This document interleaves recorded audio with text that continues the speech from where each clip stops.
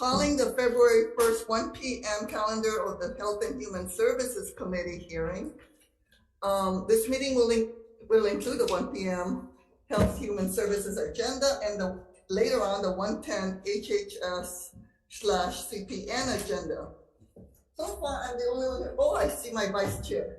Senator Aquino is also present.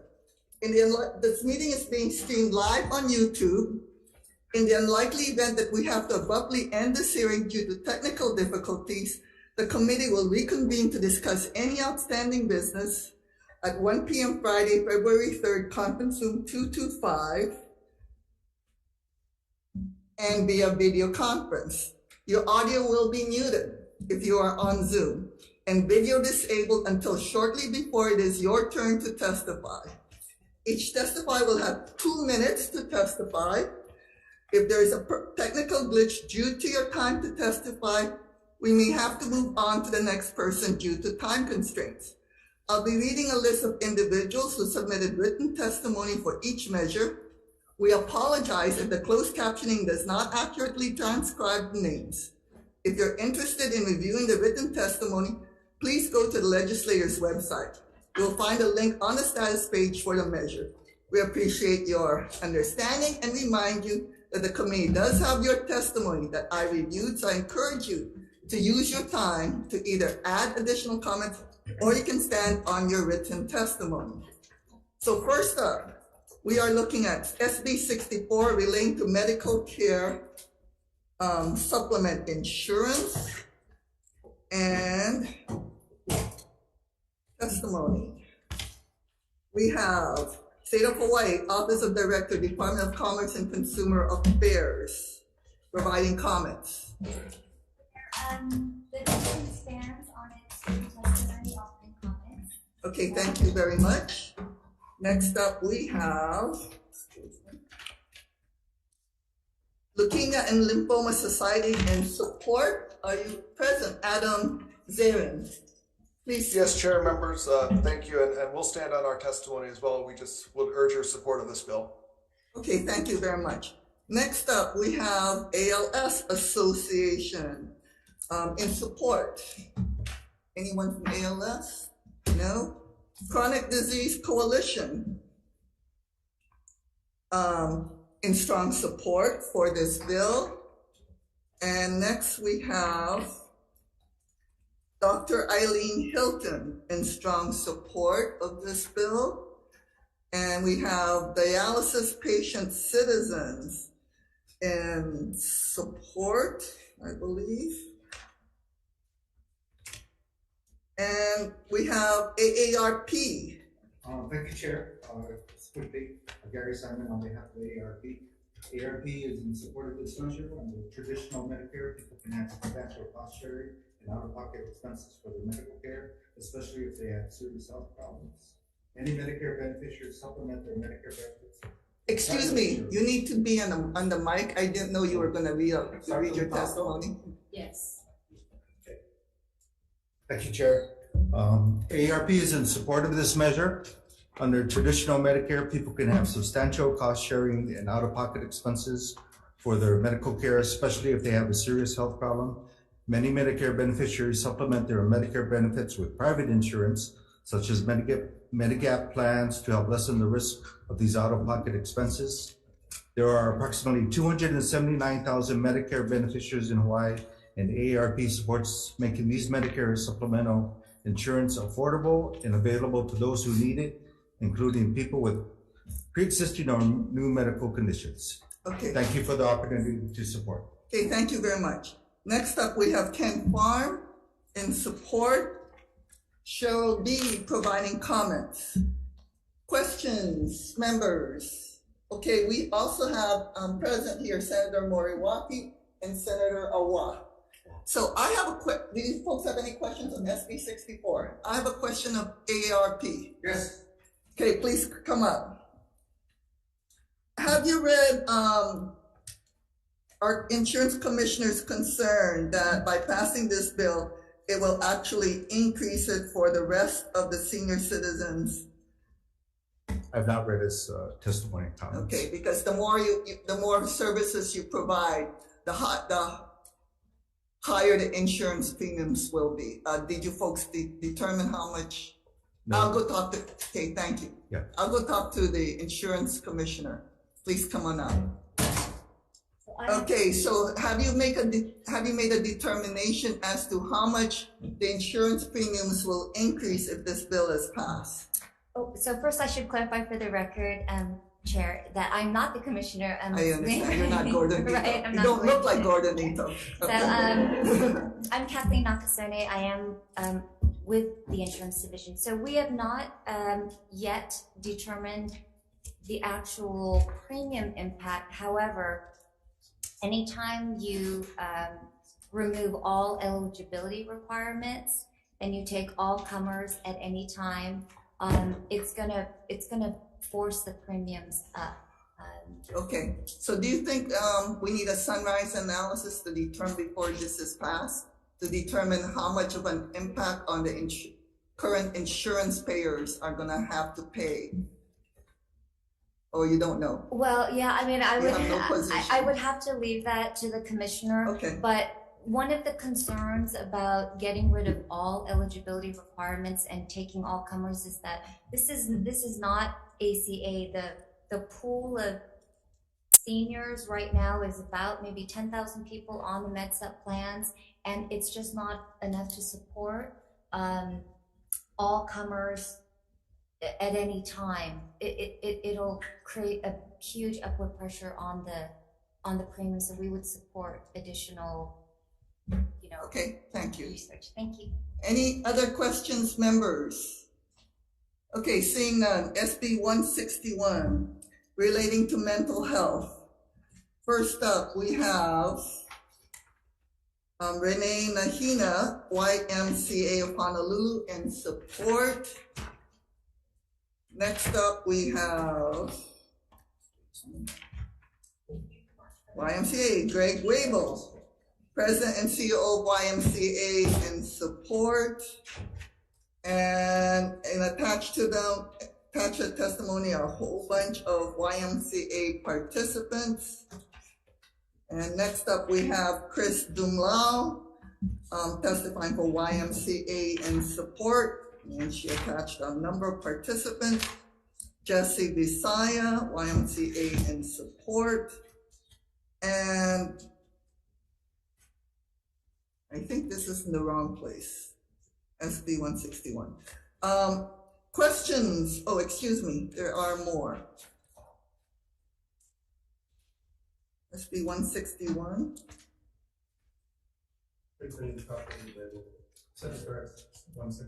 It should still be 161, right? YMCA. Yes. Yeah, because I see relating to prescriptive authority, but that's not the bill. Okay, this is Robin Miyamoto in support. And we have Amy Grace in support. Michael EKM Older in support. Anybody else wishing to testify? Okay, come on up, you have 2 minutes. This is Angela of CARES, but please identify yourself on the record. Aloha Kayaka, Chair, Vice Chair, and the committee. My name is Angela Melody Young, and I'm the founder of our Grassroots CARES Community Advocacy Research Education Services. Our specialty is education and advocacy. I'm going to provide comments, and I am in support. The purpose of this act is to appropriate funds to the YMCA for the development and statewide implementation of the Youth Wellness Program for Mental Health, and to refrain from making any anecdotal statements. I will read directly from the CDC's data. According to the CDC, youth with bad mental health may struggle with grades in school, sustaining healthy relationships with friends and family, and cognitive functioning. Negative mental health concerns in youths are also associated with other health and behavioral risks, such as domestic violence and drugs. Schools are crucial in supporting the mental health of youths. In addition to education and academics, schools provide opportunities for connecting with students and staff and people from the community. However, schools cannot address these complex mental health challenges just through the public school system. So from the CDC's leading center for monitoring and addressing school-based health, the center is called the National Center for HIV, AIDS, Viral Hepatitis, STD, and TB Prevention. Director says, in the face of adversity, support from schools, families, and communities protects adolescents from potentially devastating consequences. So therefore, supporting YMCA as like a third party outside of schools to support our youths is imperative to supporting our students. Thank you for the opportunity to testify.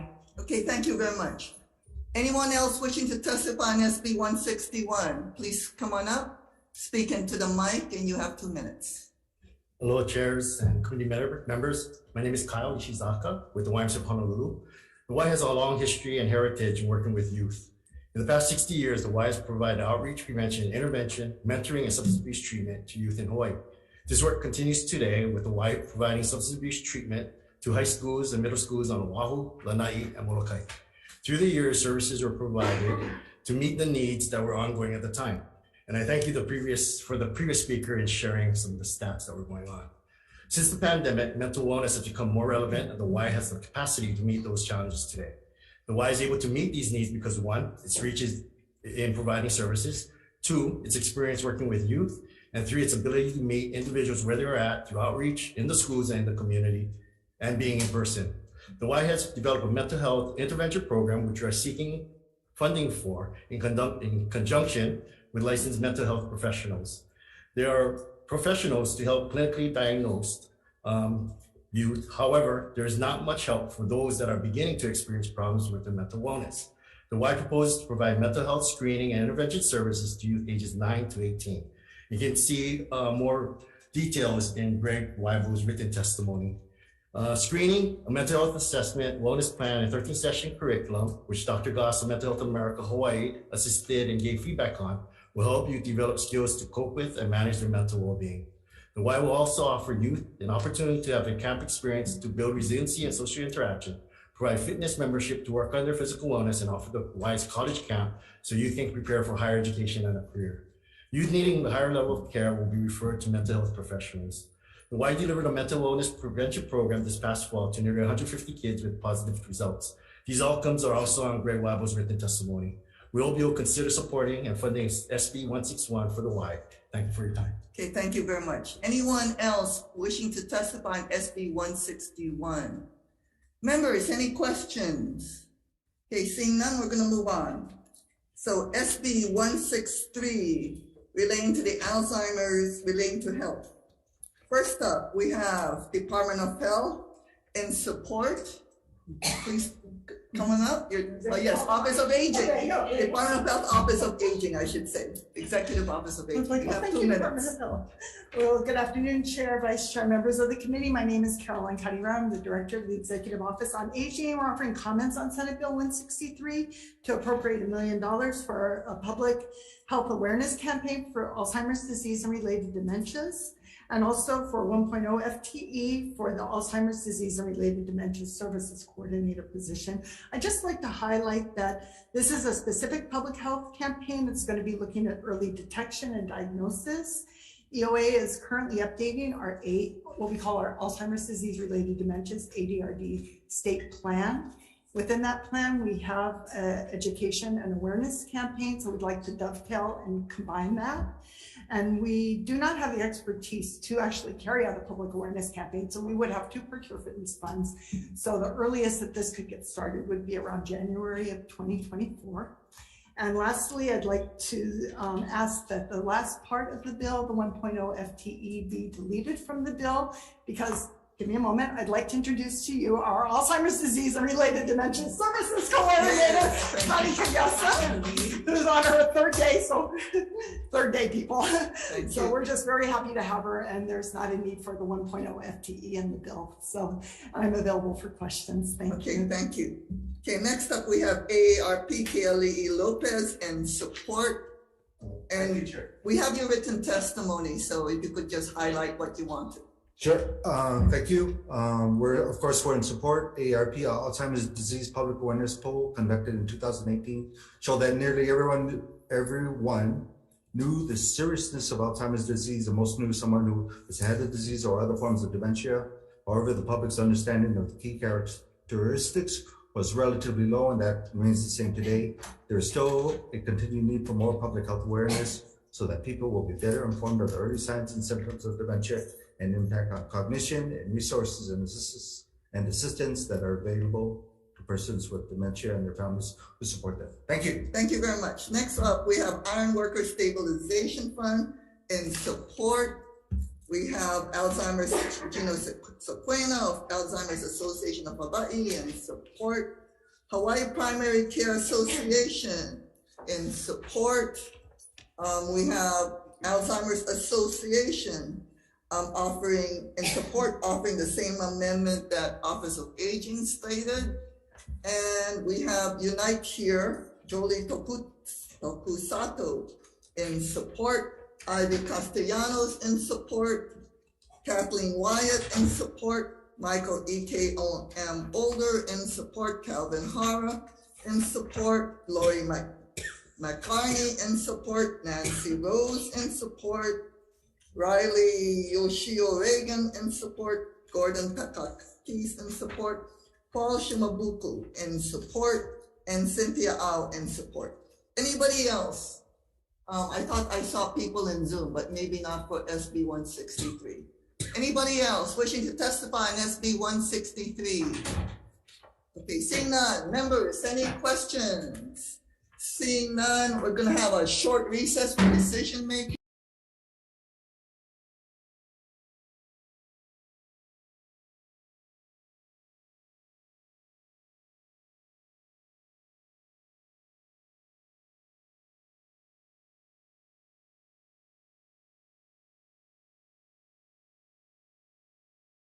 Okay, recalling the Health and Human Services Committee for decision-making on SB 64.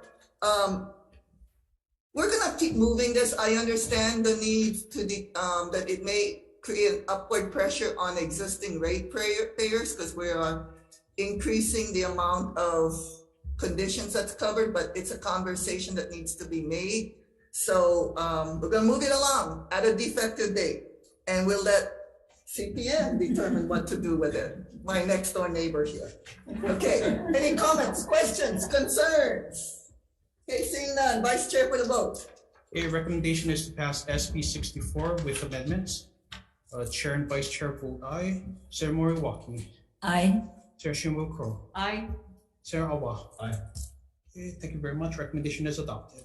Okay, so for SB 161, YMCA request, we're gonna blank out the appropriation, but insert the 2.7 million into the committee report, and we're gonna add a defective date. I'm going to hope that the YMCA actually submitted a grant in aid for this, because that's probably the one that will actually survive and not the bill. Okay, that's just for comments, but not for the bill. Okay, any comments, questions, concerns? Seeing none, Vice Chair for the vote. A recommendation of the chair is to pass SB 161 with amendments. Chair and Vice Chair vote aye.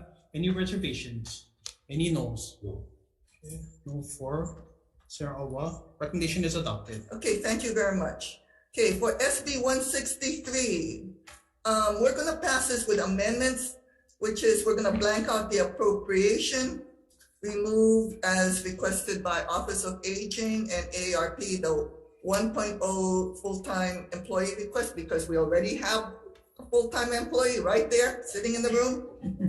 Insert in the committee report their request that the amount be 1 million be added, and also insert in the committee report the Office of Aging's request that it not reduce or replace priorities within the administration's budget. And we're gonna add a defective date. Any comments, questions, concerns? Seeing none, Vice Chair for the vote. Okay, voting on Senate Bill 163, recommendation is to pass with amendments. Chair and Vice Chair vote aye. Any reservations? Any noes? Okay, no for Senator Awa. Recommendation is adopted. Okay, thank you. We are adjourned for the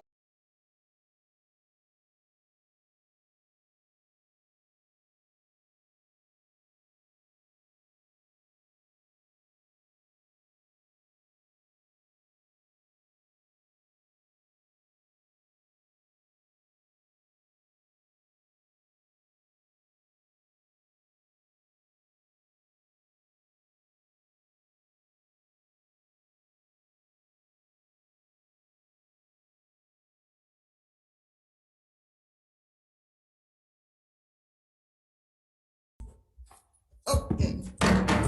Calling the joint Human Services and Consumer Protection hearing in order. First up, we have, well, let me introduce everybody again. And that is myself as chair. Vice chair, we have Henry Aquino. We also have committee member Sharon Moriwaki, Senator Sharon Moriwaki, and Senator Brendan Owell for our Human Services and CPN. And for CPN, myself, Jared Kyoho-Kalole, Vice Chair Senator Kara Fukunaga, and present here also is member Senator Brendan Owell. Thank you, Chair. Okay, thank you very much. So first up, we have SB1 relating to healthcare. And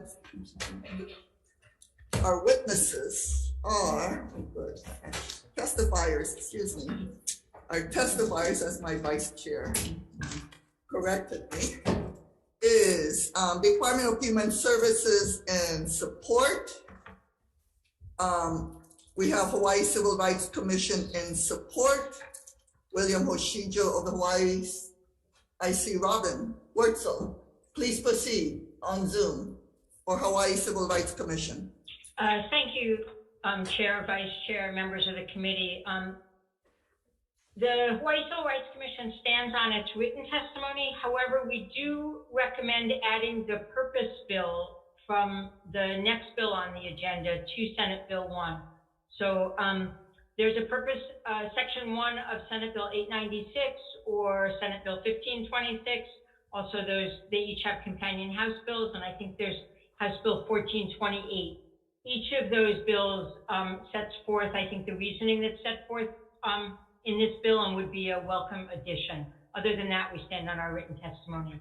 Thank you. Okay, thank you very much. Next up, we have on Zoom also, well, he registered to be on Zoom, but he's not there. William Hoshijo for Hawaii Civil Rights Commission, excuse me. Okay, we're gonna move on. Alani Kuyogi, Hawaii Medical Board, providing comments. Please proceed. Good afternoon, chairs, vice chairs, members of the committee. Alani Kuyogi, Executive Officer of the Hawaii Medical Board. I'd like to highlight some of the comments in our testimony. So to note, the Hawaii Medical Board is supportive of this measure. We do want or seek clarification on the types of abortions that physician assistants may perform. Similar to what was passed out in 2021 through House Bill 576. That bill specifically allowed APRNs to perform medication and aspiration abortions. We would like to ensure that the physician assistant is an authorized agent of the supervising physician or physician group, and that this particular procedure is delegated to them and they are authorized to do so. We do have a comment regarding where the abortions may be performed, and the board's preference is in licensed facilities. That's it. Okay, thank you very much. Thank you. Okay, next up, we have Department of Health providing comments. Okay, next up we have Deputy Attorney General providing comments on, not on Zoom, on person. In person. Okay. Good afternoon, chairs, vice chairs, members of the Joint Committee, Christopher Leong, Deputy Attorney General. The department offers a few comments on this bill, just recommending language changes to address certain legality concerns. The specific recommended amendments are in our written testimony. You have them. Just briefly, there are 3 discrete ones. One to subsection F to address a potential overbreadth issue. Second, an amendment to subsection G2 to address a potential full faith and credit clause issue regarding this issue of enforcing judgments from other states. And then just a small amendment to subsection G4 just to make sure that that subsection does not conflict with existing laws regarding issuance of out-of-state subpoenas. So that's it. I'll be available if you have any questions. Okay, thank you very Thank you. much. Okay, so next up we have Kauai County Council, Addison Bulasan in support. We have Kipukai Kuali'i, Council Vice Chair of Kauai County Council in support. Don Kurisu for HMSA in support. Hi, Chair. I'm here for HMSA. We stand our testimony of support. Okay, thank you very much. Next up, I see Paige Choi for Healthcare Association of Hawaii on Zoom in support. Please proceed. Thank you, Chair. Thank you for the opportunity to provide our support for the provider protections of this bill. We were, as an association, signatories to a letter asking the previous administration to put into effect provider protections. There have been actions taken against providers in other states, and so we would appreciate that the legislature extend those protections for Hawaii providers similar to what's in this bill. Thank you. Okay, thank you very much. Next up, we have Patricia McManaman or Amy Agbiani, Hawaii Friends of Civil Rights in support. She was, but then she turned herself off. Okay, thank you, Ms. Agbiani. Okay, next up, we have Stonewall Caucus of the Democratic Party of Hawaii and support Michael Galoyu Jr. Next, Good afternoon, Chair. This is Michael Galoyu Jr., Chair of the Stonewall Caucus of the Democratic Party of Hawaii. We stand in full support of this bill. We also want to make sure that everybody understands the only reason that we are here today is because of the ongoing war against choice in this country, but by a few vocal minority people that have lied to Congress to get the jobs that they have on the Supreme Court. So we encourage you to pass this law, protect choice, and protect those that choose to seek an abortion. Mahalo. Okay, thank you very much. Next up, we have, I see Planned Parenthood Alliance Advocates on Zoom. Please proceed and identify yourself. Yes, thank you, chairs and members of the committee. My name is Rachel Kinsey, and I'm testifying on behalf of Planned Parenthood. PPAA supports SB 1, a bill that helps protect abortion providers and allows physician assistants to provide care. SB 1 is a good first step towards bolstering protections for providers and patients with its clarification of the abortion statutes. We appreciate that the bill declares that hostile state prosecutions are contrary to the public policy of the state of Hawaii, and we support efforts to limit the issuance and enforcement of subpoenas, summons, and investigations related to reproductive health care. We also strongly support the provisions in SB 896, the bill aimed at implementing these policies, and we encourage the committee to ensure the two bills are harmonious in their drafting. We request that any legislation shielding abortion providers and patients extend protections to gender-affirming healthcare providers as well. This life-saving care is also under attack nationwide, and we must ensure that Hawaii health providers don't become targets just for doing their jobs. In addition to the existing provisions of the bill, we also request that the committee amend the bill to include the statutory protections outlined in SB 890. These clarifications will go a long way in supporting our providers and patients by ensuring that our statutes are as strong as possible. PPAA strongly supports the provision in SB 1 that allows physician assistants to provide abortion care. Numerous studies have found no difference in abortion safety when performed by PAs rather than physicians, and many healthcare and professional organizations have confirmed that qualified licensed providers can safely and effectively provide abortion care. Thank you so much for your opportunity to testify in support of this important legislation. Thank you. Okay, thank you very much. I see Patricia McNamara. Are you ready to proceed? Yes, I am. Okay, please proceed. You have 2 minutes. Thank you very much. Good afternoon, members of the committee and chairs. I'm Pat McManaman. I'm representing the Hawaii Friends of Civil Rights. And we rest on our testimony with just an emphasis on asking this body to consider amending Senate Bill 1 to include the strong statement of purpose provisions found in the companion bill. The amendment will help to defeat any full faith and credit allegations brought against the state in the passage of this bill, should the bill be eventually challenged. Thank you. Okay, thank you very much. Okay, moving on, we have Doris Siegel Matsunaga, Save Medicaid Hawaii in support. We also have Michael Galoya Sr., Rainbow Family 808 in support. Scott Denny, Hawaii Academy of Physicians Assistants in support. Elizabeth Fujiwara, AAUW of Hawaii in support. Pride at Work Hawaii in support. Amy Monk, Women's Caucus of the Democratic Party of Hawaii in support. Bradley Kuo, Hawaii Association of Professional Nurses in support. John Bickle, Americans for Democratic Action of Hawaii in support. Rennie Soon, American College of Obstetricians and Gynecologists, Hawaii section in support. Yes, please, but you need to be in front of the mic. You have 2 minutes.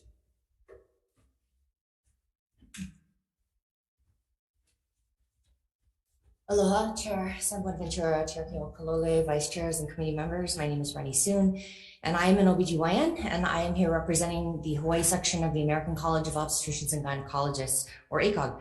We stand on our written testimony in support of SB1 and in strong support of protections for patients and healthcare providers from zealous overreaching from outside states in regards to abortion and reproductive health care. Abortion is healthcare and is not only a part of the normal spectrum of reproductive healthcare, but access to abortion is critical to reducing pregnancy-related morbidity and mortality. So we're grateful for the efforts to protect Hawaii's access to abortion by protecting Hawaii's healthcare providers. We do ask that some amendments to SB1 be considered. We feel that the language regarding provider protection is much more robust and comprehensive in SB 896, and would ask that SB1 be amended to include the provider protection language of SB 896, if that's the intent of SB1. Although Hawaii ACOG does support physician assistants performing abortions, as it has been shown in other states that PAs can be trained to perform abortions safely, we would ask that this be addressed separately from healthcare provider protections. We ask that provider protection language be a new chapter in HRS separate from HRS 453, which is the statute that specifically addresses physicians performing abortions, because inserting this language in 453 would mean that these protections don't apply to APRNs who are addressed in a different statute. In addition, the language of HRS 453 is outdated and should be revised and updated as is proposed by a number of other introduced bills. So we ask that you pass SB1 and consider our amendments. Mahalo for this opportunity to testify, and we will be available for any questions. Okay, thank you very much. Next up, we have HAHP, Hawaii Association of Health Plans Public Policy Committee in support. Jean Oda, Hawaii State Democratic Women's Caucus in support. Kara Chabola Carolus, Hawaii State Commission on the Status of Women in support. Angelina Mercado, Hawaii State Coalition Against Domestic Violence in support. Eva Andrade, Hawaii Family Forum in opposition. Just very quickly. Okay, you have 2 minutes. Gotta have the one voice, right? Well, you've got multiple. You've got multiple. Aloha, everybody. I'm Eva Andrade. I'm the president and CEO of Hawaii Family Forum. Thank you so much for the opportunity to testify. We just want to go on record saying that we just want to make sure that women receive the best absolute care should they choose to have an abortion. And we understand that APRNs and physician assistants do great work, but it's also very obvious that doctors get more training and they do have more experience. And so we're just on record being in opposition. Okay, thank you very much. Thank you very much. Okay, next up we have Dr. Donna Ka'u Wellness in opposition. We have Kimmy Ide Foster, Hawaii Women Lawyers, providing comments. We have Shandi Raidu, an individual in support. Okay, please proceed into the mic.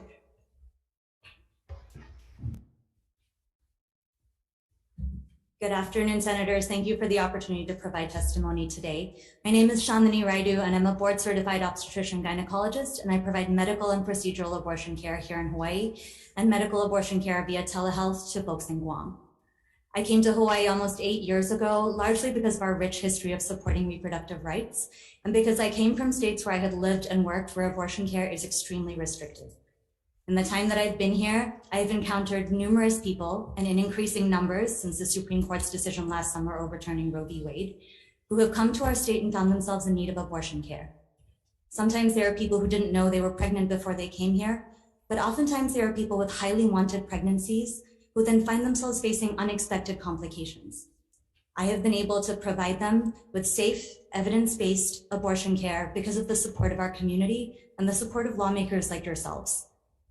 When we provide abortion care, we bear witness to enormous grief, anxiety, and fear that largely come from living in a country where abortion care is highly politicized, care that is safe and a common form of medical care. But I also get to bear witness to enormous gratitude and hope. The people who receive abortion care here in our community know how fortunate they are to be in a place where we have a state that supports them. And many of them who are from other places know that they would not be able to receive that same care wherever they have come from.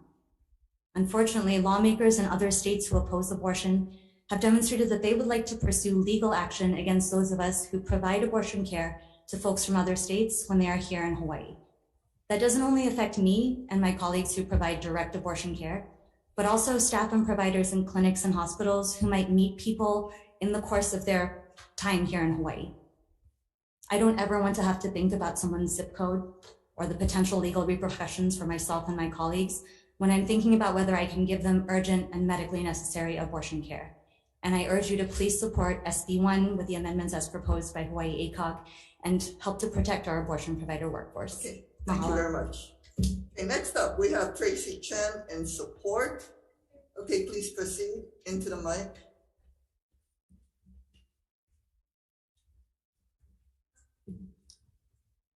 Hello, honored senators of the Hawaii State Congress. My name is Tracy Chen. I'm here today as a complex family planning fellow of the University of Hawaii's Department of OBGYN.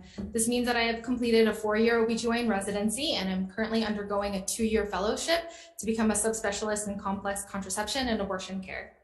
I came to Hawaii because when I was a 2nd-year OBGYN resident, I went to a national academic conference for abortion providers and witnessed firsthand the passion and dedication of the state's providers on that national stage.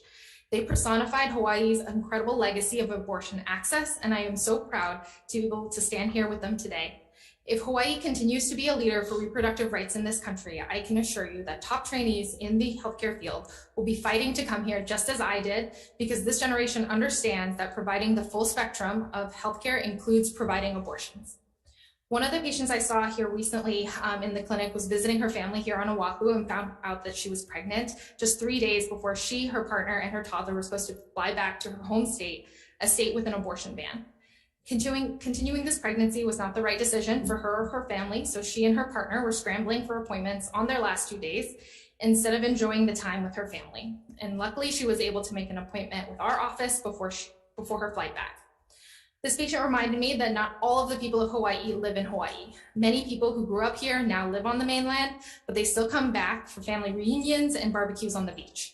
They deserve to get the same care that their family who lives here does, and myself and other healthcare providers deserve to be able to take care of them without fear of civil lawsuits, criminal prosecution, and disciplinary action from foreign states just for providing care that is fully legal in this state. Therefore, I urge you to pass SB1 as well as with the amendments for SB 896. Thank you so much for allowing me the chance to testify. Okay, thank you very much. Okay, next up, we have Dr. Bliss Kaneshiro in support. Okay, into the mic, thank you. Thanks for the opportunity to testify in support. I'm Bliss Kaneshiro. I'm a board certified OBGYN. I was born and raised here in Hawaii and have been practicing here for the last 16 years. I'm a general OBGYN, so I provide full scope obstetrics and gynecology care, including abortion care. I also have a medical license in Guam, and so through telemedicine, I'm able to provide abortion services to people living in Guam. Simply stated, abortion access is essential to the well-being of Hawaii's families. I speak in support of SB1 and SB 896, and I think the language in 896 is more comprehensive. Given the Supreme Court's decision in Dobbs, provider protections are critically needed. Every month, I see patients who are from other states who receive abortion care here in Hawaii. Just last month, I saw a patient who was here visiting family. She was a college student and was attending a family reunion when she found out she was pregnant and needed to have an abortion. She cried in my office thinking about what she would have done if she had found out she was pregnant just a week later because she didn't have the resources to travel.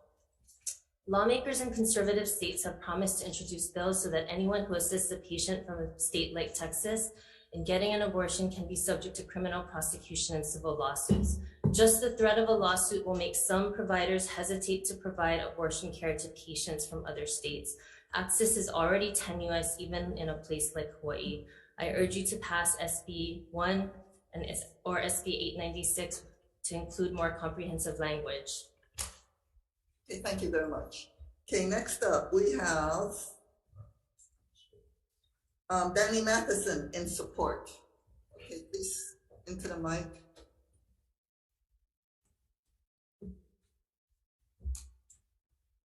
Thank you, Chair, Vice Chair, and committee members for having us. My name is Dr. Danny Matheson, and I'm an OB-GYN trainee here in Oahu. But prior to moving here, I was born and raised in Texas, where I used to be proud to call home. In my 4th year in medical school, my husband and I were blessed with a miracle pregnancy. Everything went well. I'm young. I took my vitamins. I never missed an appointment, and all of my testing was normal. However, at our anatomy scan, we learned that my daughter had multiple lethal fetal anomalies that were not compatible with life. Senate Bill 8 had just passed in Texas, and we were unable to receive counseling, more or less the care that we needed so desperately in Texas. At that point, we turned to Google since no doctor would talk to us, and we found a clinic over 600 miles away, and their only availability was the very next day. We made the very difficult decision to end the pregnancy, and what we did was completely legal in the state we went to, but we still live in fear that our decision will come back to penalize us back in our home state, as members of our state have vocally said that they intend to have the laws cross the state border. Having to leave my home was traumatizing enough, but worrying that the laws could pass state lines added so much more trauma and stress. I support SB 1 wholeheartedly, in addition to the accommodations in SB 896 so that other pregnant people like myself don't have to suffer from the added stress of sharing personal medical decisions across state lines. Such action violates provider and patient confidentiality and creates further barriers to an already difficult journey to navigate. These bills are vital to protect providers from undue disciplining of performing legal, reproductive, and necessary health care. By protecting providers, we protect patients like myself and innumerable others. Thank you. Okay, thank you very much. Okay, next up we have Marcel Williams on Zoom in support. Thaddeus Pham in support. Will Caron in support. Lynn. Hello, my name is Marcel Williams. Can you all hear me? Okay, thank you. Please proceed. Okay, thank you for the time. I am testifying in support of this bill. In 2021, my partner and I had an abortion. Right-wing political ideologues like to push this false and damaging narrative. Excuse me, sorry. Do you have a light on you? Can we pause the timer? Do you have a light on you? Because all we see is your profile. I mean, it's a silhouette. Allow me to adjust, please. I'm sorry. Sorry, I'm testifying in my special ed classroom. Anyways. Okay, so yeah, start the timer again. Okay, go ahead. Okay, thank you. Anyways, right-wing, some ideologues on the right side like to push this narrative that those who seek abortions and the Democrats who support them believe this decision is one that they enjoy and celebrate, and I'm here to share a quick story. I believe that that's not true. I'd prefer to have 20-foot waves crashing down on my head all day. If you've seen the Eddie, I'd prefer that than having to go through what I've gone through. Getting an abortion requires so many serious, stressful, and hasty discussions, debates, and decisions, and inevitably comes with a tremendous sense of loss. It was a deeply painful experience for my partner and I, hardly a cause for celebration. We should all have the right to bodily autonomy, so I supported her in whatever decision she made, as any man should. But that decision is just the first step in a painful journey. I frantically looked for a place that offered abortions on the Big Island, where I'm from, in South Kona, and after days of research, the only places I could connect with were crisis pregnancy centers who continued to push us to keep the child, without even asking my partner or myself what we wanted, nor would they direct me to anyone who could perform an abortion. The Planned Parenthood clinics in Kona and Hilo were closed due to bomb threats. The healthcare providers were bullied and intimidated with death threats. One doctor I found said had performed the procedure for over 20 years. When I called her office, She told me she had stopped for fear of retaliation. I finally found a doctor all the way in Hilo, but of course, when we got to her office, shouting at us from outside of the office was an old Holly man, the classic ones, waving disturbing and graphic signs to guilt trip and emotionally manipulate us. To the people who claim to be pro-life, I believe that you are disregarding the life of the mother and not just her mortal coil, but they ignore the fact that the mother's path in life must adjust to fit the life of the child. Pro-life groups tend to inflate the life of the fetus as greater than the mother's, whose life must be dedicated to developing grow said fetus. It's the mother's. Women create life, and is it too much to allow them the time, place, and autonomy to decide on how and when to do that? Thank you for the time to testify. Thank you very much. Okay, moving on. Lynn Matuso in support. Myron Burney in support. Grace Kalikdan in support. Michael Galoyo in support. Deborah Nemad in support. Mirtha Oliveros in support. Cheryl Burkhardt in support. Jennifer Taylor in support. Esther Guile in support. Yvonne Lau in support. Sarah Harris in support. Coralie Matayoshi in support. Susan Jaworski in support. Christina Bakilga in support. Elizabeth Taitano in support. Gabriel Toloza in support. We have Lori Kanemoto, Dr. Kanemoto in support. Edith Newmiller in support. Lorraine in support. Nancy Sidham in support. Richard Tillotson in support. Judith White in support. Rolette Carson in support. Ryan Goodyear in support. Carla Allison in support. Alton Coutier in support. Nana Leo in support. Tiani Marquez in support. Janet Taylor in support. Judith Ann Armstrong in support. Ellen Godby Carson in support. Katie McKellenberg in support. Kayla Doherty in support. Dr. Aaron Gretz in support. B.A. McClintock in support. Paulo Mara Biggs in support. Chuck Taylor in support. Mary Steiner in support. Melinda Dant in support. Valerie Wayne in support. Dr. Fujimoto, Christy Fujimoto in support. Sandra Fujita in support. Corey Harden in support. Avery Olson in support. Ellen Valesquez in support. Steve Galestein in support. Rosalind Calderon in support. We have Libby Kelson Fulcher in support. Nancy Yang in support. Jenny Silberger in support. Dale Head in support. Sharon Keith in support. Lillian Ani in support. Dr. Leanne Battarelli in support. Felicia Sandri in support. Louis Ng in support. Okay, please proceed. And your name, please state your full name. Yes. You have 2 minutes. Good afternoon, chairs, vice chairs, and members of the committee. My name is Felicia Sendry, and I am currently a sophomore at Colorado High School. I would like to testify in favor of SB1 relating to healthcare. I would like to point out a couple of facts I mentioned in my testimony. After the overturning of Roe v. Wade, studies have proven that 24% of pregnancies end in fatal injuries. Not only that, but 1 in 4 pregnancies are not wanted. Forcing women to carry a baby into full term is against the right to bodily autonomy. I ask for your support on Senate Bill 1. Thank you for your time. Okay, thank you very much. Okay, next up. It was Felicia. We have Louis Ng in support. Debbie Shimizu in support. Mackenzie Brammer in support. Okay, please proceed.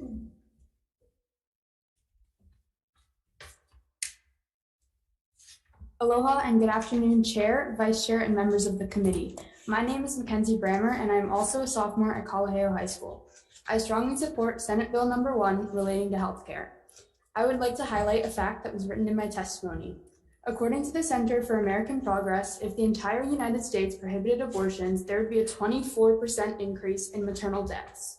This percentage is unnecessarily high and proves the danger that comes along with the lack of abortion healthcare. This bill helps to prevent these fatalities by making Hawaii a safe place for anyone seeking or providing legal abortions. The overturn of Roe v. Wade affects every female in this country as it removes one of their human rights. By passing this bill, our state can continue to protect each and every woman that lives here while also protecting anyone who comes to Hawaii in need of an abortion. I firmly believe that the importance of this bill is unignorable. It's extremely important to me and many of the people around me that this bill be strongly considered. I ask for your support in Senate Bill number 1 as these changes are very necessary. Thank you for your time and consideration. Okay, thank you very much. Okay, and Michaela Dillner in opposition. She was supposed to be here in person. Nope. We have Lisa Shorba in opposition. Please proceed, speak into the mic.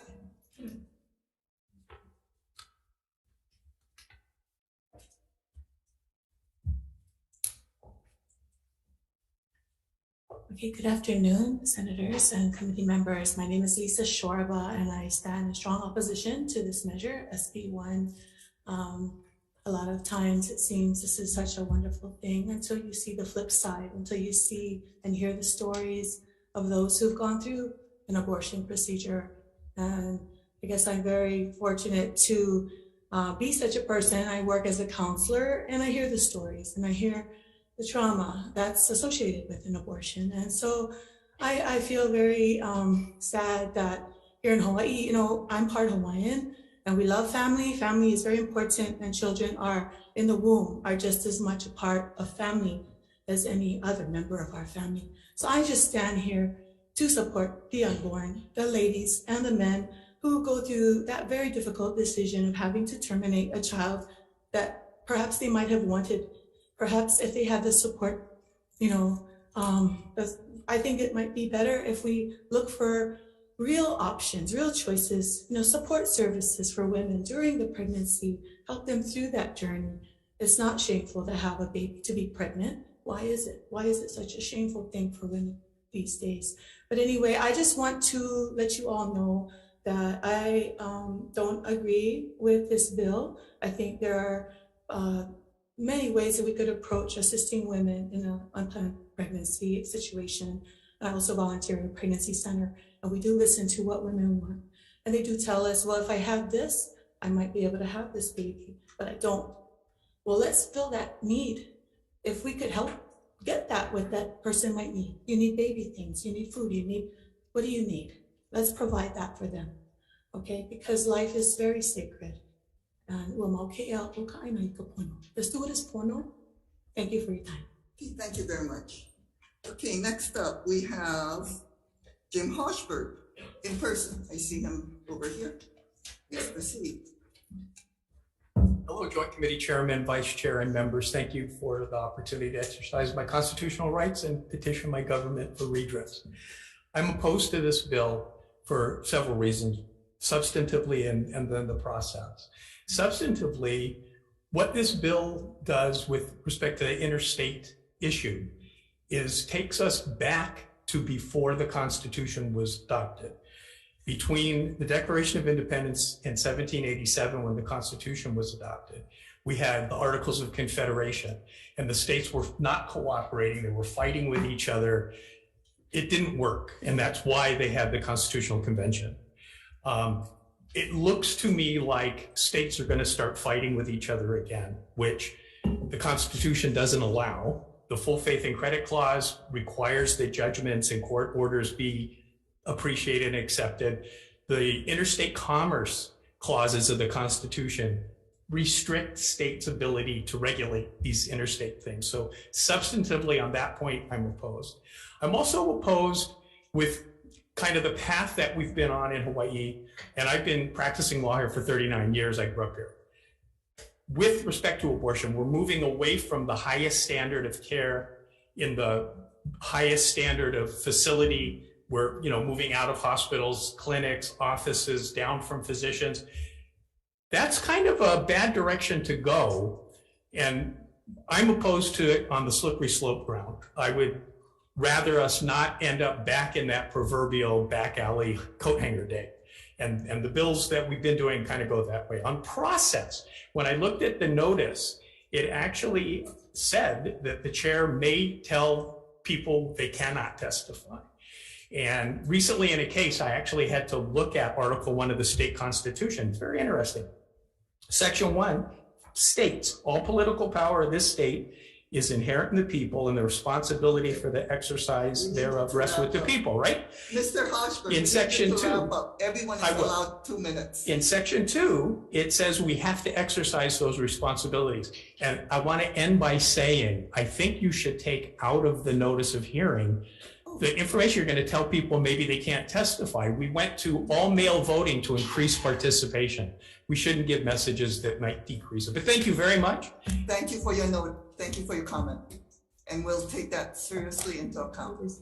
Okay, thank you very much. I did not know that that notice was there, but thank you very much. Okay, next up we have Perry Yoshinaga in opposition. We have Gerard Silva in opposition. Vivian Wong in opposition. Victor Ramos in opposition. Cindy Ajimini in opposition. Rochelle Tam in opposition. Carol White in opposition. Chris Cowden in opposition. Conrad Cogden in opposition. Leonora Cogden in opposition. Daniel Peterson in opposition. Jeremiah Santos in opposition. Sharon White in opposition. Ryan Shields in opposition. Kathleen Carlado in opposition. Kenneth Conklin, Doctor, PhD in opposition. Mary Smart in opposition. Lynette Honda in opposition. Sterling Dudley Bowen in opposition. Leona Souza in opposition. Matthew Tam in opposition. Alan Kaneko in opposition. Laura Burbage in opposition. Karina in opposition. Tara Yatsushiro in opposition. Lexi Huang in opposition. Rita Kama Kimura in opposition. Deborah Lum in opposition. Michelle Murphy in opposition. Brett Kobus in opposition. Tom Laidlaw in opposition. Goulet in opposition. Tracy Silva in opposition. Patrick Rory in opposition. James Rosa in opposition. Susan Hullerman in opposition. Lisa Cisneros in opposition. Arliss Stanley in opposition. Janelle Beati in opposition. Alice Abelanida in opposition. James Wallace in opposition. Okay, first, would you like to testify? Yes. You have. Okay, you have 2 minutes. All right, thank you. This is going to be short, so I'm here to stand up for life. Could you please state your full name? James Wallace. Okay, thank you. James Wallace, and I'm here to stand up for life and be the voice that will fight against the death culture from progressing. Abortion care is not health care. It's called death care. And I go to Planned Parenthood, and when women go in, they come up crying. So I don't think that's tears of joy, but we do have councils that treat them because it's trauma for life. I want everybody to know that they're traumatized for the rest of their life. I have friends that did abortion. They cry when they tell me, and they're like 50s and in 60s. So just to let you know, I'm against the SB1. Thank you. Okay, thank you very much. Okay, next up we have Michael Wong in opposition, Renia Torres in opposition, Roxanne Torres in opposition, a citizen in opposition. We have Suzanne Kwok in opposition, Alfred Hagan in opposition, Joanne Takamiyashiro in opposition, Jasmine Inman in opposition, Annabelle Perez in opposition, Mary Rose Timmons in opposition, Raul Perez in opposition, Valerie Streff in opposition, Vlad Sosa in opposition, Sue Burke in opposition, Susan Slavish in opposition, Gerald Streff in opposition, Janet Hochberg in opposition, and Shannon Matson providing comments. Shannon, please proceed. Aloha, Chair. Mahalo nui to you and the rest of the committee members. I just really wanted to thank you all for your quick response to the Dobbs decision, which was less than a year ago and has prompted such a resurgence of interest on this issue.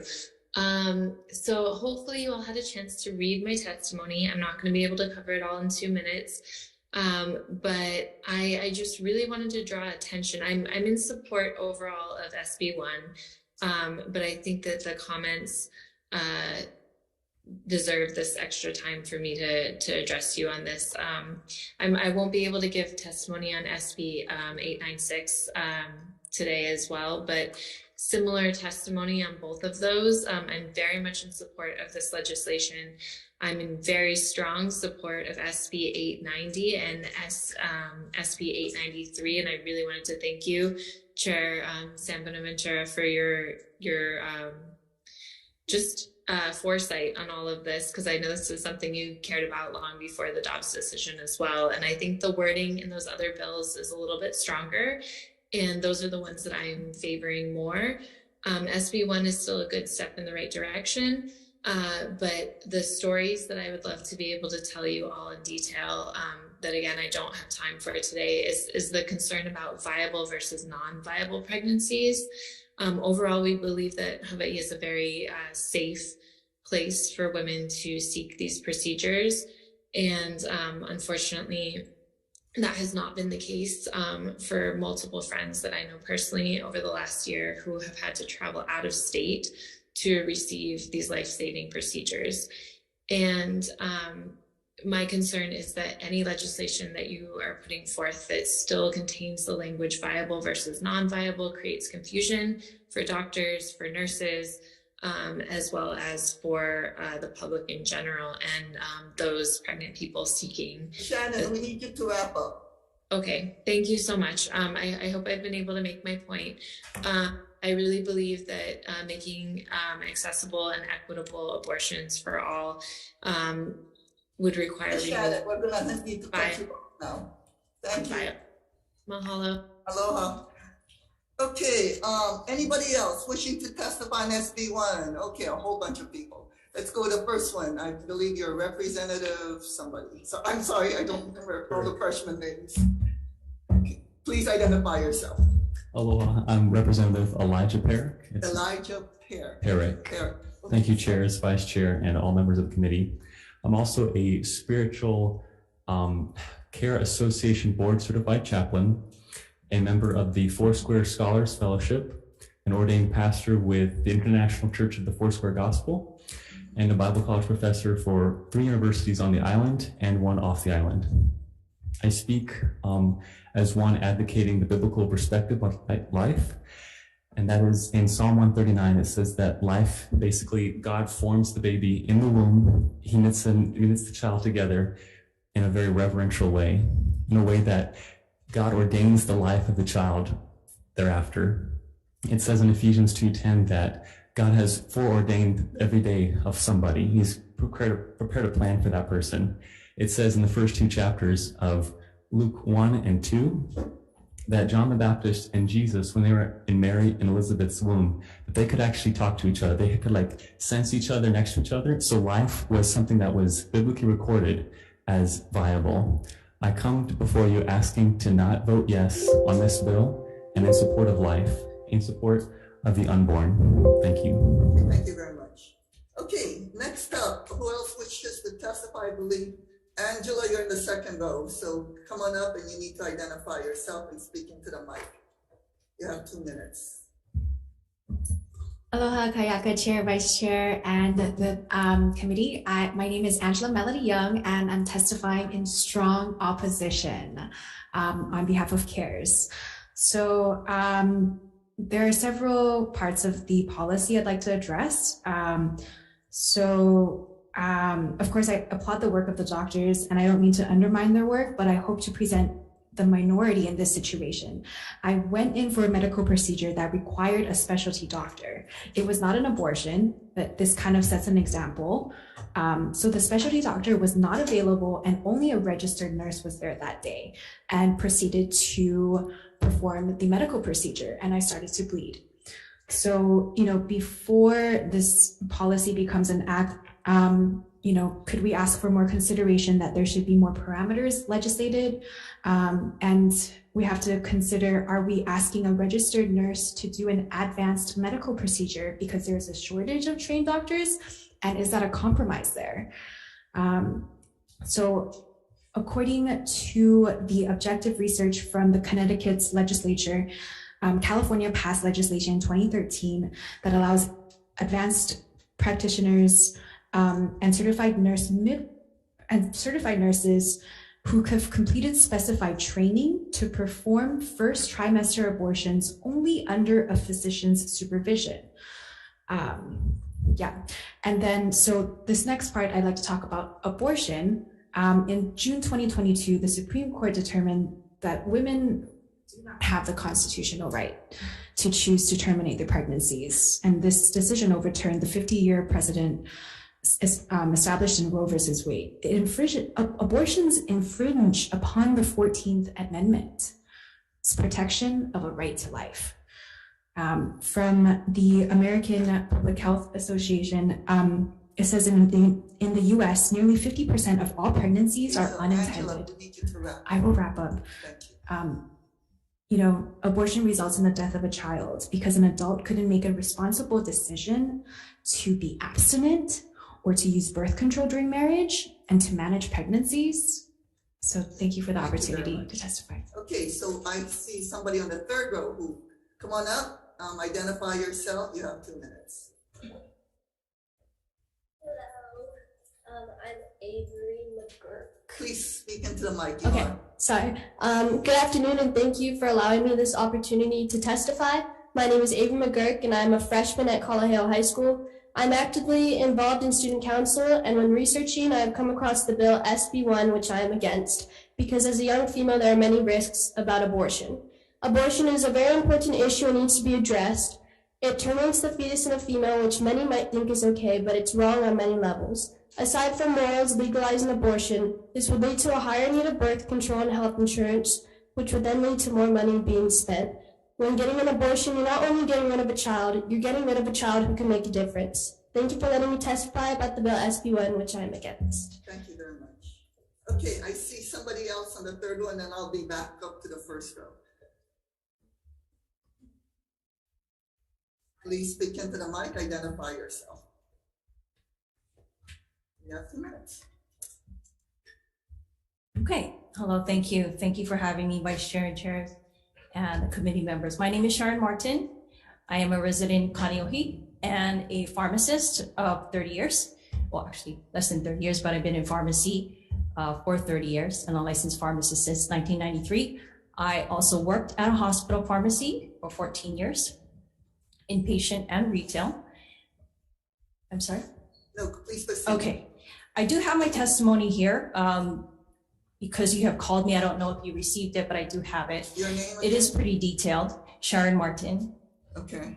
I am addressing specific language in the bill of SB1. In favor? I am in opposition okay. of SB1 relating to healthcare. And in regards to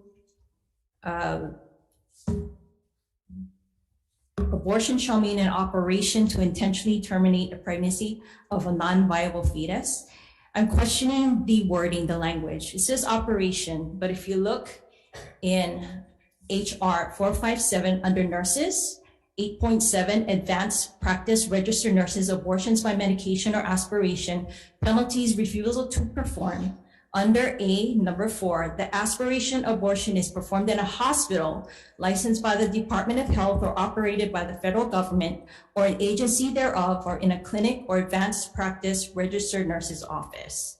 And that was stricken from here, but is clearly here. So there is a contradiction there that needs to be addressed. In addition, abortion here does not specify at what week. Aspiration abortion here in this that I pointed out is up to 16 weeks. It's not defined here. That is another issue, because at a later date, you would need to perform a more serious medical procedure, and that would require not a clinic, I would think would be required in a hospital. Okay. Since I have been... We need you to wrap up, and you're right, I don't have your written testimony. So at the end of this, please provide it to my clerk, and she's going to run off copies. Okay, that's fine. My second thing, just real quick, and it's already detailed, is a licensed physician assistant, as it is worded here, licensed APRNs. In the HRS-CPN, there is no scope of practice that address procedures. Okay, thank you very much. Okay, thank you. Okay, so we're back up to Rebecca soon here on the first row. Please identify yourself, and you also have 2 minutes. Mahalo nui, Chair San Buenaventura, Chair Kihokolole, members of the committee. Mahalo first, my name is Rebecca Soon, and I'm here representing the Patsy Team Inc. PAC. We also submitted testimony, but I believe it was late.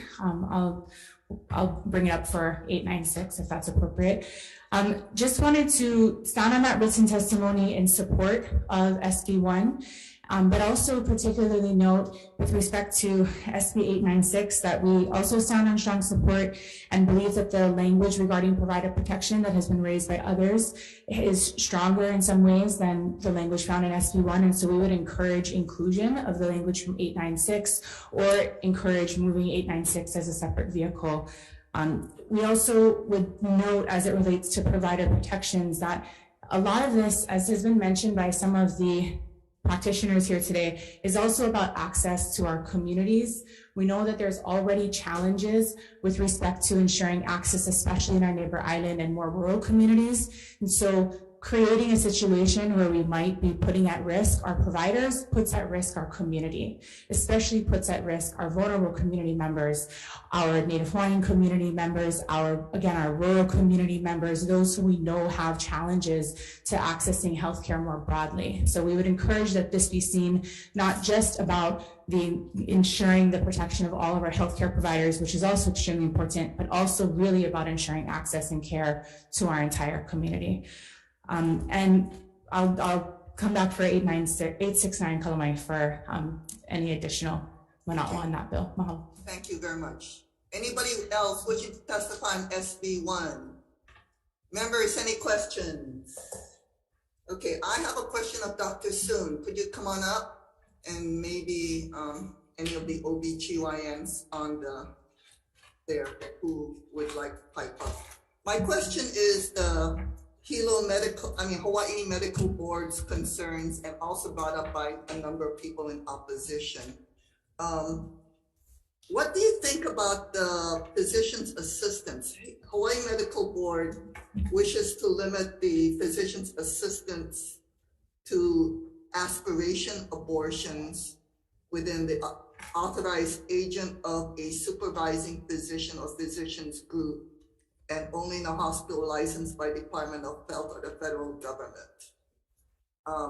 Is that necessary? So I don't know details of physician assistants scope, but there are studies showing that physician's assistants in general can be trained to provide abortion safely. That's abortion procedures and medication abortion. I mean, if anything, medication abortion is prescribing medications. So they would be able to do that. I thought that physician assistants need to be under the care or supervision of a physician. Also, abortions do not need to be done in hospitals. They are not that complicated a procedure. And so that's just not necessary at all. In fact, the majority of abortions now are not done in hospitals. So it's not at all a necessary thing to be putting into statute, or that would take us backwards. Okay, thank you very much. Thank you. Anybody else wishing to ask questions, comments, concerns? I have one. Yes. For the same Fukunaga. testifier. Okay, Doctor. Sorry. Please proceed. Okay, thank you so much. In the Hawaii Medical Board testimony on page 2, the board does say that it supports the similar language included in Senate Bill 896 relating to reproductive health care. And it would seem as though, from the provision of appropriate protection for healthcare providers and others, that Senate Bill 896 is the more comprehensive piece of legislation. Is that kind of your position as well as among the OBGYNs? Yes, we definitely would support the provider protection language of SB 896. Okay, thank you. Thank you. Okay, thank you very much. Questions? Okay, moving on, SB 896. So first up, we have Excuse me. Board of Pharmacy. Please proceed into the mic. Hello, chairs and committees. Good afternoon. I'm James Kizuski, Executive Officer of the Board of Pharmacy. I'm here to just note that I'm here to stand on the testimony as it pertains to Section 9, as it applies to pharmacists and pharmacies. Thank you for this opportunity to testify. Okay, thank you very much. Next up, we have Board of Nursing and Support.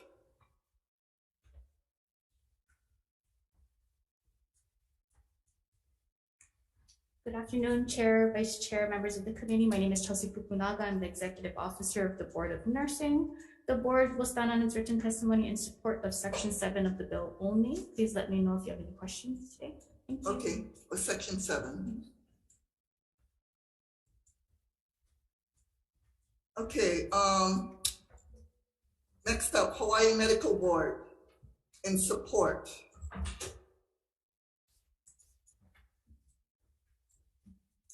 Good afternoon, chairs, vice chair, members of the committee. The board is in support of this measure. The board does recommend a few amendments specific to the definition of person. We would like it aligned to Hawaii Revised Statutes, Section 436B2, which also defines person.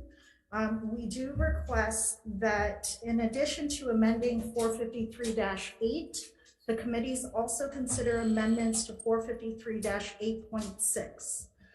This would be consistent with the amendments made to 457-12.5 and 461-12.5 and 21.5. So the amendments made to the nursing chapter as well as the Board of Pharmacy. Okay, thank you very much. Thank you. Okay, next up, we have Board of Chiropractic and Support. And we have Hawaii is a Board of Chiropractic. Please proceed, speak into the mic. Good afternoon, chairs, vice chairs, and members of the committee. My name is... Move the mic closer to you because you're wearing a mask. Thank you. My name is Rochelle Araki, Executive Officer testifying for Dr. James Weiss, the chairperson for the Board of Chiropractic. The board supports Part 2, Section 4 of this bill. Thank you for the opportunity to testify on this bill. I'm available for questions if you have any. Thank you. Okay, thank you very much. Next up, we have Department of Human Services and Support. And we have Board of Naturopathic Medicine providing comments. Okay, please proceed, speak into the mic. Good afternoon, chairs, vice chair, committee members. My name is Christopher Fernandez. I'm the executive officer for the Board of Naturopathic Medicine. I'm just here to let you know that the board is standing on its testimony offering comments. Okay, thank you very much. Okay, next up we have Hawaii Board of Psychology. Same person providing comments. Thank you, Chair. I'm just here to, again, let you know that I'm here on behalf of the board who wishes to stand on its testimony offering comments. Okay, thank you very much. Okay, next up we have Department of Health providing comments. And we have Office of Information Practices providing comments. And we have Addison, Bulasan County of Kauai in support. We have Rebecca Like, County of Office of the Prosecuting Attorney in support. We have Dr. Soon of ACOG in support. ACOG would like to just stand on its written testimony in strong support. Okay, thank you very much. Next, we have a Hawaii State Coalition Against Domestic Violence in support. Angelina, please. Please proceed.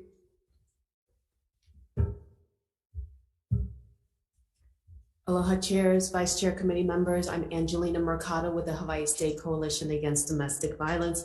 And we originally submitted testimony in support of the measure. This is our preferred measure. We believe that it is the most comprehensive.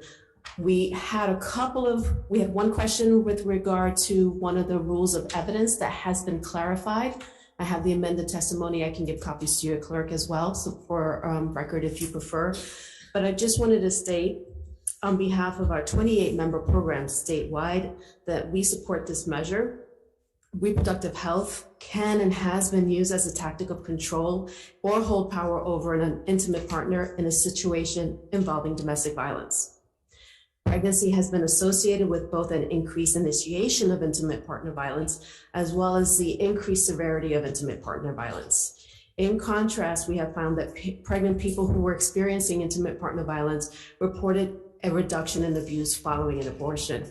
As previously stated by former testifiers, access is extremely important for us, especially for those on the neighbor islands. We know that too many people have to come to Oahu to receive services, reproductive services, information, and this is extremely important that survivors of domestic violence have access to all of these services. It's in addition to their bodily autonomy, but it also is a factor of safety for survivors of domestic violence. It is also a factor of economic autonomy and decision-making and a pathway out of potentially an abusive relationship. Thank you for the opportunity to testify in this matter. Thank you for hearing this measure. Aloha.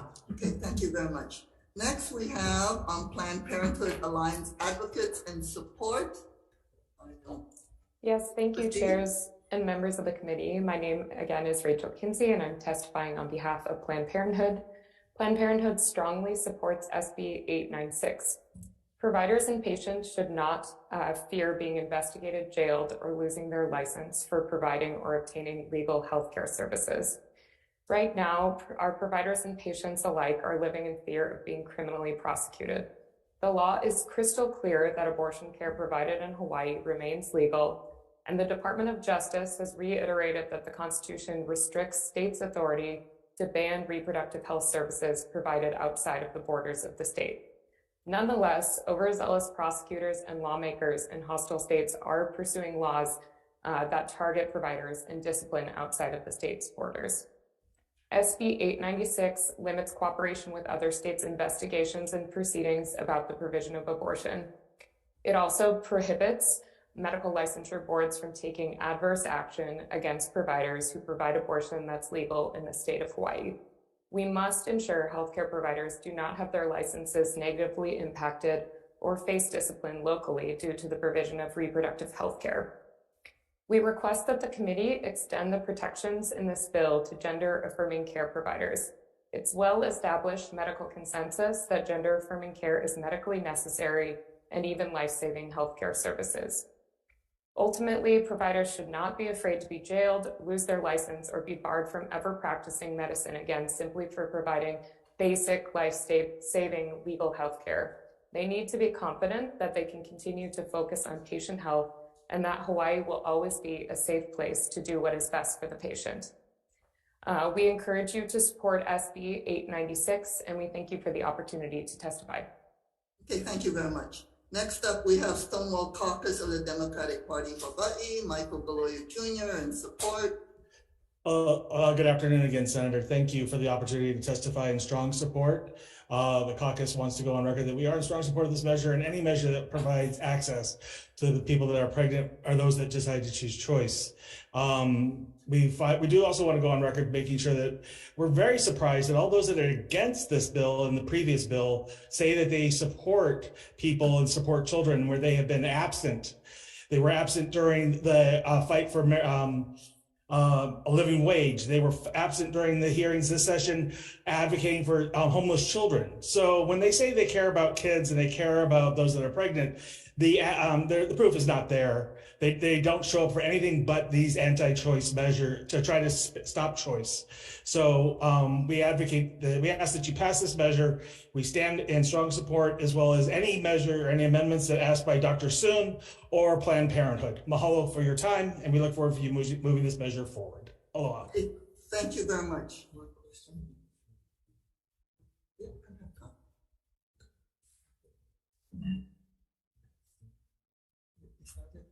Okay, so we're gonna, since we are limited to another 4 minutes, I'm just gonna go through this really fast and then we're gonna go at questions, okay? Elizabeth Fujiwara in support, AUW, Hawaii Friends of Civil Rights in support, Flag Work Hawaii in support, Hawaii Medical Association in support, Hawaii Association of Professional Nurses, Would you stand in your testimony because we only have 4 minutes? Or? Questions will be raised. Yes, there will be questions raised. Thanks. Okay, thank you very much. Rainbow Family 808 in support, Hawaii Women Lawyers in support, Midwives Alliance in support, Women's Caucus Democratic Party in support, Save Medicaid Hawaii in support, Hawaii Association of Health Plans in support, and Healthcare Association of Hawaii in support. And we have 1, 2, 3, 4, 5, 6, 7, 8, 9, 10, 11, 12, 13, about 15 people and, well, more than that, 16, 17, 8, 9, 10, 6 and 7, 28, 29, 30, 30. We have over 50 people in support, and we have 3, 4, 5, 6, 7, 8, 9, 10 in opposition, and Shannon Matson already testified, providing comments. And I see Elizabeth Fujiwara is on Zoom. Could you rest on your testimony, Elizabeth, and be able to answer questions, or do you really need to speak? Elizabeth, unmute yourself. Okay. Are you willing to rest on your written testimony and be able to answer questions, because we only have 4 minutes left? Sure. Thank you very much. Okay. Well, apparently I can go on. Any comments, questions? Who really needs to speak within the next 2 minutes? Okay, we're gonna limit you because we only have a few minutes and we have a bunch of questions. I'm gonna limit you to 1, Angela, because you already testified last time. Okay, we know you're in opposition, right? Yes. Yes, go ahead. Okay, Angela, on behalf of CARE, is in opposition as an advocate of life and as an advocate of faith, inspired by the representative from District 39. God knows us and created us long before we were formed in the womb. And the Bible says, my sheep hear my voice, and I know them, and they follow me, and I give them eternal life. Every life matters. The 14th Amendment protects the right to life, and legalizing abortion is not constitutionally sound. So we do not support this bill. The purpose of this act is to bolster the state's policy to protect an individual's right to privacy and bodily autonomy within the state boundaries, but it is not constitutionally sound. Thank you. Okay, thank you very much. Anybody else who really needs to speak within 1 minute? Go on. Okay, that's okay, you need to speak on the mic. We need to be transparent. As I said, identify yourself. James Wallace, thank you for, So I'm in the opposition of SB 896, and as I said before, abortion care is not health care, it's called death care, and the blood of tissue is 100% human being. Thank you. Thank you very much. Thank you very much. Okay, anybody else wishing to testify? 1 minute. Okay, questions. Chair. I thought you did. Okay, I have a question. Go ahead. Okay, my question is with, who is this? Oh, Patsy T. Ming Pak, Rebecca Sue. Hawaii Medical Board's concerns. Have you seen their proposed amendment? We have. Okay, any problems with it? It would be helpful to have a better understanding, I think, of the reasoning behind it, but I do think that we would be concerned with any amendments that would water down SB 869. It appears to, instead of prohibit, and again, without further context from them themselves, it appears to, instead of prohibiting the board from revoking licensure, it seems to add some kind of a appeal process that would allow for revocation subject to an appeal, and I think we'd have concerns and see that as a watering down. Okay, thank you very much. Any other comment? Any questions? Okay, because we don't have time, we're not gonna recess for decision making. Do we have quorum? Do we have quorum? Recess. Do we have quorum?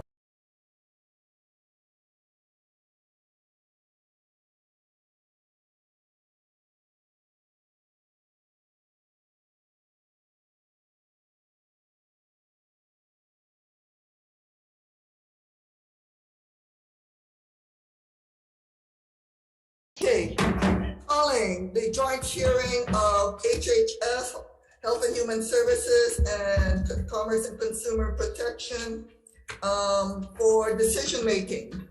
And so for SB1, Chair's recommendation is to add amendments. Replace subsection C of section 453-16 with the phrase, with the paragraph, notwithstanding any other law to the contrary, a patient shall have the right to choose to obtain an abortion or to terminate a pregnancy of a non-viable fetus, provided that the termination of pregnancy is necessary to protect the life or health of the pregnant patient, and the state shall not deny or interfere with these rights. A new subsection shall be added to define non-viable fetus to mean a fetus that does not have a reasonable likelihood of sustained survival outside of the uterus. We're going to remove subsections F and G and insert section 3 of Senate Bill 896. No, we're not going to do that. We're going to just pass Senate Bill 896 and add an effective date. Any comments, questions, concerns? Okay. Yeah. Yes. So basically what we're doing is we're adding in the guts of SB 890, which puts guidelines on the APRN into SB 1. We're also going to put into the comments section that on the committee report, what Dr. Soon has testified to, that physician assistants right now, by their scope of practice, is already required to be under the supervision of physicians. So the Hawaii Medical Board's concerns is already taken into account by statute. And that as stated in other testimony, written testimony, APRNs have already been authorized, and so has physicians assistants already been authorized to do medical abortions anyway. So we are just codifying and providing guidelines on existing medical providers. Okay, yes? For clarification, did you want to insert any section of Senate Bill 890? We already did by my stating. I will talk to you about it later on. 896. 890. 890, yeah, separate. We will talk about it because I have already stated what I wanted to insert on section 890. Okay?